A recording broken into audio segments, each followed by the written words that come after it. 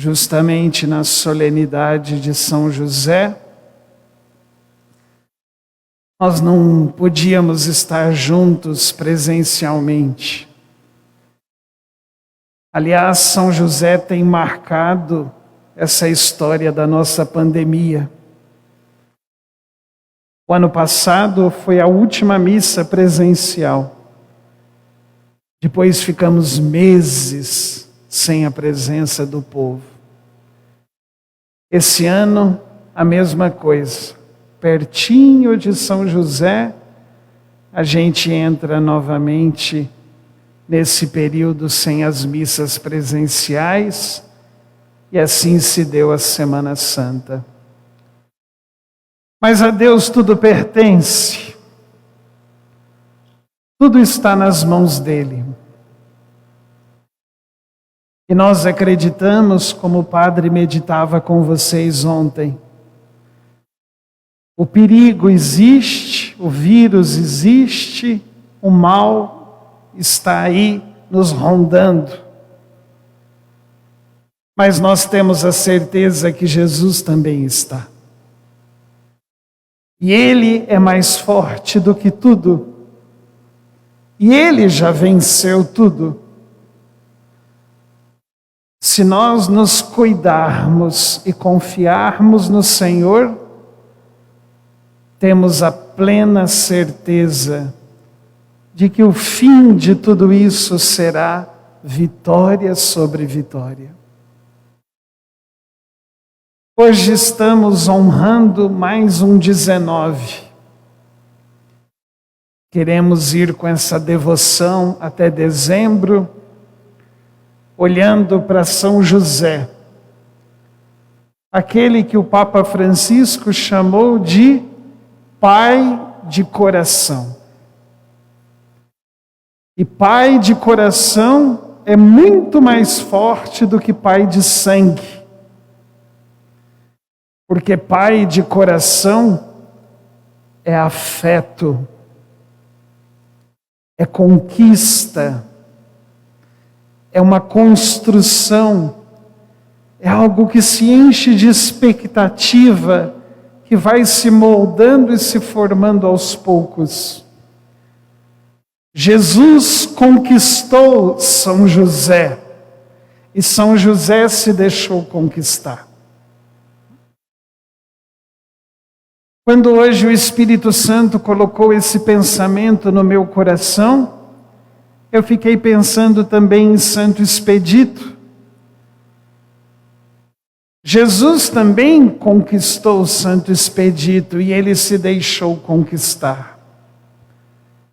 E aí eu fui fazendo na minha meditação um paralelo entre São José e Santo Expedito. José sempre foi justo. José, um bom judeu, temente a Deus, um pecador, mas justo, fiel e verdadeiro. Tinha sua vida programada com Maria, seus sonhos e seus projetos. Deus bate na porta do seu coração e muda tudo. A vontade de Deus é sempre a melhor, mas a vontade de Deus nem sempre é a mais fácil. A vontade de Deus é sempre a melhor, mas a vontade de Deus nem sempre é a mais fácil. Como deve ter sido difícil para o José ver que tudo aquilo que ele tinha programado para o futuro com Maria tinha que ser abortado, deixado de lado. E só alguém que ama a Deus acima de tudo, só alguém que é justo, fiel e verdadeiro, só alguém que tem muita fé e crê em Deus, conseguiria fazer isso. Nós, na maioria das vezes, não conseguimos, por muito menos a gente não consegue deixar as nossas coisas de lado e pôr a vontade de Deus em primeiro lugar. Porque nos falta muita coisa. Nos falta fé, nos falta confiança, nos falta humildade, nos falta abandono. Por isso que a gente grita, esperneia, se revolta, chora, quando a vontade de Deus não bate com a nossa vontade. Isso acontece muito. Eu sei que São José precisou se abrir para uma nova história, para um novo destino. São José precisou rasgar tudo que tinha escrito e deixar Deus escrever naquela folha em branco que ele estava dando para Deus. Assim como Maria Santíssima, nenhum dos dois entenderam as coisas tudo de uma vez. Cadinho a cadinho, devagarinho, passo a passo, Deus foi revelando. Interessante que Deus, nosso Pai, fez isso com Jesus, fez isso com José e fez isso com Maria. Porque Deus sabe da nossa humanidade. E Ele sabe que se Ele revelar tudo de uma vez, aquilo que Ele tem para nós, a gente não dá conta. Por isso que Deus é delicado. Por isso que Deus é paciente, paulatino. Deus vai devagar, mostrando o que Ele quer para nós e o que Ele tem para nós. Essa é a pedagogia de Deus. E a gente precisa se abrir a essa ação de Deus. Mas José foi fiel até o fim. Como pai de coração de Jesus, como guardião da Sagrada Família, como esposo casto da Santíssima Virgem. E aí eu paro e fico pensando a mesma coisa em relação a Santo Expedito. Ele não era um homem justo, fiel e verdadeiro. Um rapaz que nasceu na Armênia, mas que servia os deuses e trabalhava para o imperador numa grande legião romana. Ele tinha uma ambição de crescer no exército, de ser famoso. E Santo Expedito viveu ali em Roma, numa época em que a nossa igreja estava crescendo, mas crescendo escondida, crescendo no anonimato. O imperador sabia que existiam muitos cristãos católicos nas tocas, nas catacumbas. E toda vez que ele tinha a oportunidade de flagrar, era um gozo, um prazer, pegar cristãos na moita, pegar cristãos na tarrafa, para fazê-los sofrer e matá-los. Expedito viveu quase que na mesma época e ele conheceu São Sebastião. E o que faz com que Deus entre na vida de Santo Expedito, assim como Deus entrou na vida de São José? Aquilo que intrigava qualquer soldado romano na hora de capturar cristãos. Por que quando a gente tem um flagrante, por que quando a gente captura esses homens e essas mulheres ditos do Cristo, eles não gritam, eles não esperneiam, eles não choram, eles não contra-atacam, eles não se desesperam, eles não se contorcem. Por quê? Isso intrigava muitos cidadãos romanos. Isso intrigava muitos soldados. Isso intrigou e mexeu com o coração de Santo Expedito também.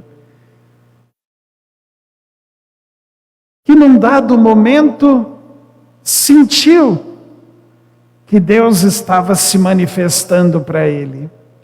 Não mais os deuses múltiplos pagãos, mas o Deus de Jesus, o Deus único, vivo e verdadeiro. Aquilo que o intrigava, ele procurou conhecer.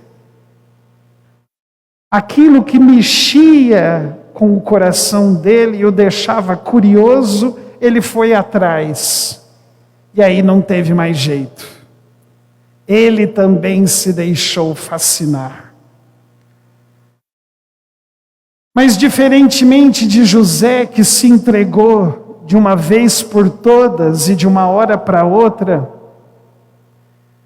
Expedito parece que ainda tinha um pouquinho de gosto pelo pecado e pela vida antiga. E mesmo já conhecendo um pouco a palavra, conhecendo Jesus e convivendo com os cristãos, dentro dele existia um duelo e uma luta, onde uma voz pedia: converta-se hoje, muda de vida, se entrega para Jesus, custe o que custar, doa a quem doer, pague o preço que for, não perca mais tempo e busque o Senhor enquanto Ele se deixa encontrar hoje. Por outro lado, dentro dele também tinha uma voz que dizia: tem tempo para isso, calma, não precisa ser tão radical, não precisa ser hoje, amanhã.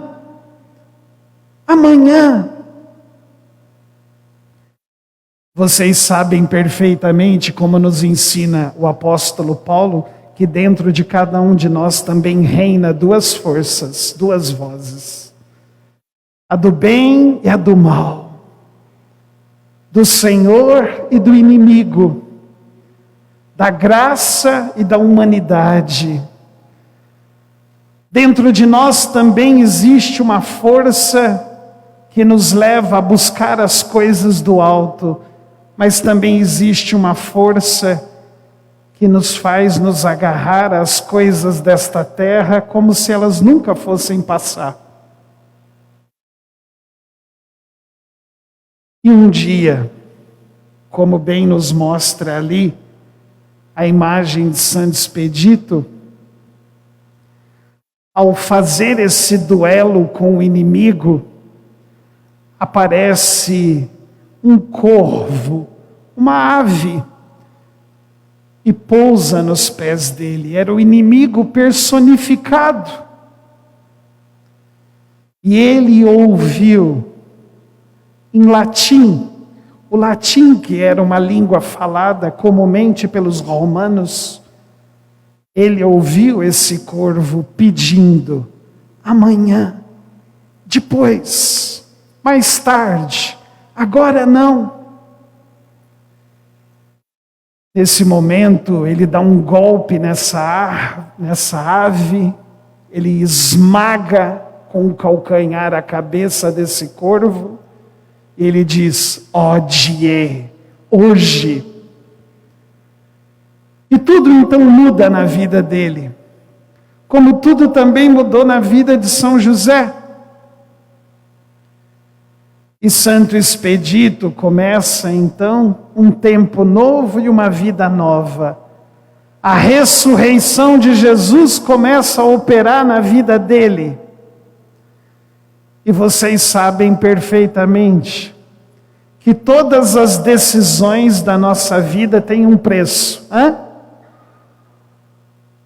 Quando eu falo sobre isso com os meus alunos, eu gosto até de fazer a análise sintática da palavra decisão. Decisar, ou seja, cortar. Decidir é cortar. Decidir é romper. Tudo que a gente decide tem um preço. Até quando a gente decide para Deus, tem um preço.